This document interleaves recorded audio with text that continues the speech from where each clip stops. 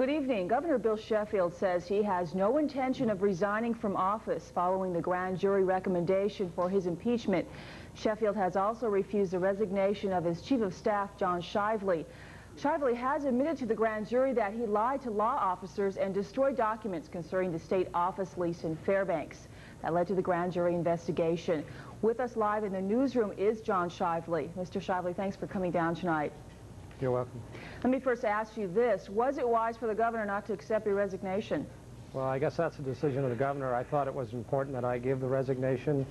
I think there are good reasons for me to resign. He chose not to accept it. That was his decision.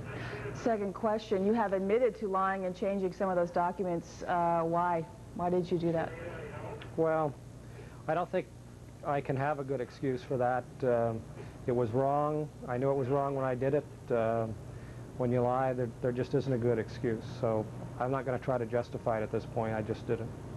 Mm-hmm. Did the governor and you, as his aide, give special preference to the owners of that office building in Fairbanks?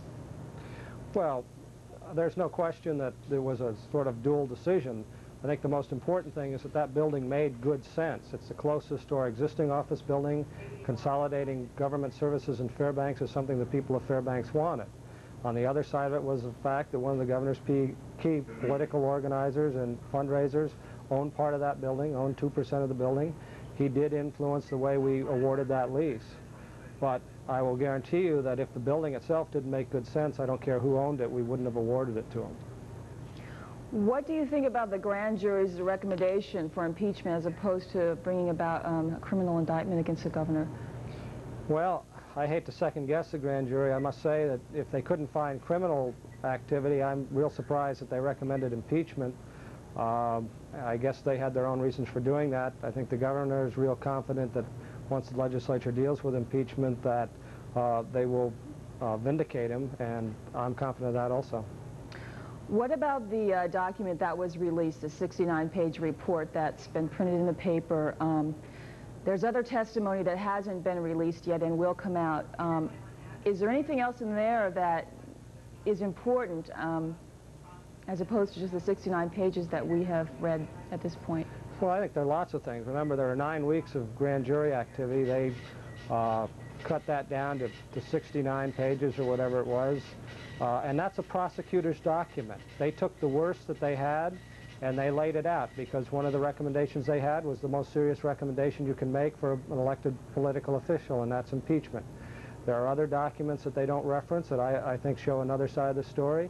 In addition, the grand jury process itself is for the prosecutor. The prosecutor decides who gets called and what information the grand jury sees. I think the governor is very confident as this whole thing becomes public that people will see there are 2 sides to it.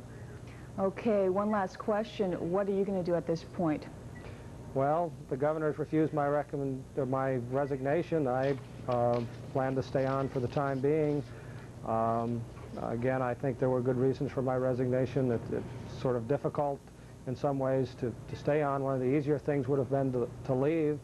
For me, it's been personally very difficult to admit that I lied, and it's not something anybody wants to do. I hope to be able to serve the governor well and continue to do that as long as he wants me around.